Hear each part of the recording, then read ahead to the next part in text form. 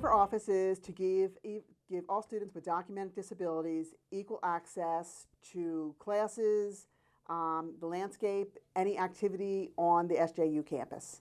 How we primarily work it, students submit documentation, we sit down, have an interactive meeting with them, discuss what accommodations would be appropriate in the classroom, and then our office makes sure that those ensures that professors, facilities, everybody on campus is meeting these accommodations. And accessibility, I feel, is like a big thing. Some people, I think of it more in the physical aspect because sometimes I have to move classes. I have to make sure somebody's in an accessible building. If they're in Barberlin, they can't do the steps. There is no elevator in Barberlin.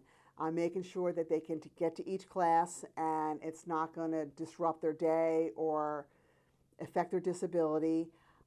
In class, accessibility to me means giving everyone equal access to the material that the professor's delivering. They're having equal access, like whether it may be note takers, extended time on tests, that type of thing. The most popular ones are extended time on exams, note takers, and audiobooks, I would say, like the three top accommodations. First, they have to submit current documentation. Documentation needs to be current within 3 years. If it's a learning ADD, something like that, disability. If it's a physical disability or a mental disability, if it's a mental disability, documentation has to be 6 months old, current within 6 months.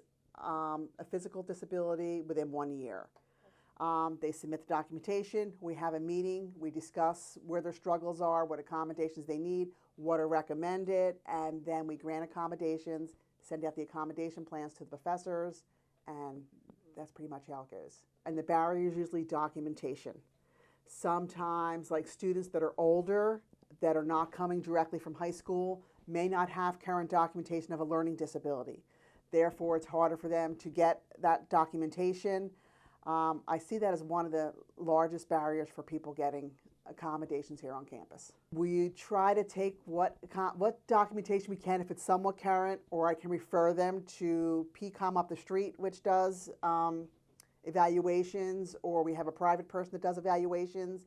Try to give them some references, and if we can't give them accommodations, they can't produce documentation, we point them towards the resources that we have down here. We have tutoring, we have learning strategies, and learning strategies can be meet with somebody about time management, study skills, test prep. There's a whole list of things that you can meet with them about. We had a student that was in a car accident, was burned severely on his whole entire body, was out for a long time, burn centers, rehab. He had to learn how to walk again, like a lot of stuff went on. When he came back to campus, being that he had all the screen graphing and stuff, he had to regulate his temperature, which you wouldn't think about. He can't be in the really cold, he couldn't be in the really hot. So I worked with him to make sure all of his classes were in one building, making sure he wasn't out there when it was too hot, too cold, giving him access to the shuttle. And a really good story, he graduates this year, as a matter of fact. At the point when his dad brought him back after his surgeries and everything, he's like, I can't do this, I'm not going to do it. But here he is, he's graduating, he's made it through, he's done it. But there's all kinds of good stories. People are more understanding of people with disabilities much more than they were. And I'm just going to think about concussions. Like, I do a lot of concussions. It's temporary. Originally, when it became known in the sports world, like concussions are a real thing. Concussions really can have a lifelong lasting effect on you. Mm-hmm. A lot of times professors are like, oh, they look fine. They don't have a concussion. They're great. They're in class. They're doing good. But I feel like the more we've put it out there about the different disabilities, because a lot of disabilities are invisible disabilities. And, you have to say to the professor, you may not see it, but it's there. Just because you don't see it doesn't mean that someone doesn't have a learning disability, has a concussion, that type of thing. I think most people, when you think of disabilities, you're thinking of somebody in a wheelchair, crutches, with a cane, something you can visually see, someone who's deaf or someone who's blind. But the majority of our students have invisible disabilities.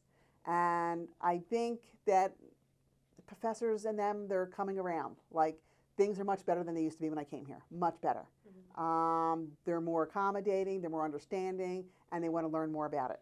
And I think it's just the way the world is. The world has changed, so we're changing along with it.